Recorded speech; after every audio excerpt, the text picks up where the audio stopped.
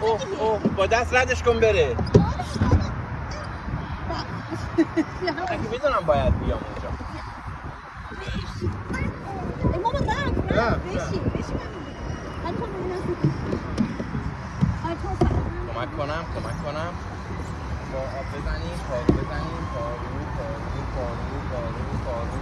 آره مجیدی شاقوچه آره نه تا پارو بزن بابا پارو ماشاءالله بابا کمک کن دور بخوره مجید یه وری شده خدا رحم کرد 2 نفری بودیم وگرنه همین بغل باید پارک می‌کردیم وای می‌سادیم.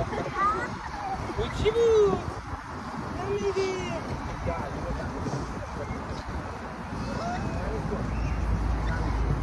تمیز شدی. علی آقا برو میانگا بود بیا علی برو بگم. آدی آقا چیکن کوچولو بابوشه. آقا رایان کیف میکنی؟ خوش میگذره؟ آره؟ نرسری هم میره؟ آره الان هفته دیگه 10 روز دیگه هر روز قبل یعنی امسال هم که میرفت یا تازه امسال میرفت 2 روز چند ساعت؟ 3 ساعت 9 میرفت نه 4 ساعت. عالیه خوبه یاد دادین از خانواده دور باشه خیلی خوبه. یواش هم گفتم شروع کنیم. عالی بود.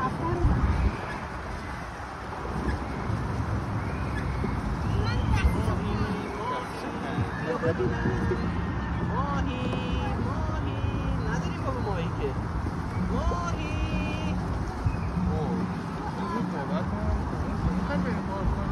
آره دیگه باید بریم پارک دیگه. سخته نمیتونن خانمتون هم اذیت میشه بریم پارک کنیم. بسه دیگه شورت نیستم؟ آره نیم الان 2 تا 5 دقیقه دیگه نیم پره. قشنگ نیم ساعت که میگن میدونن شما یه ور یه دور میزنی. ما تون پا زدیم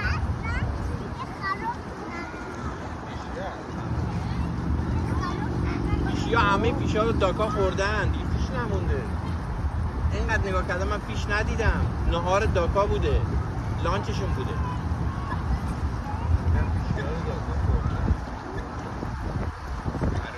لانچ نداشتن خوردن گشنه بودن. نگاه این بر داکا بیشتر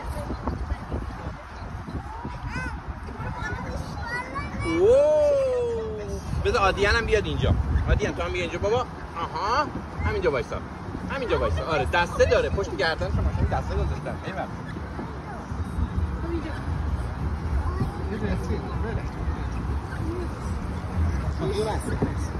پیش نبود نه اومه قشنگ شد.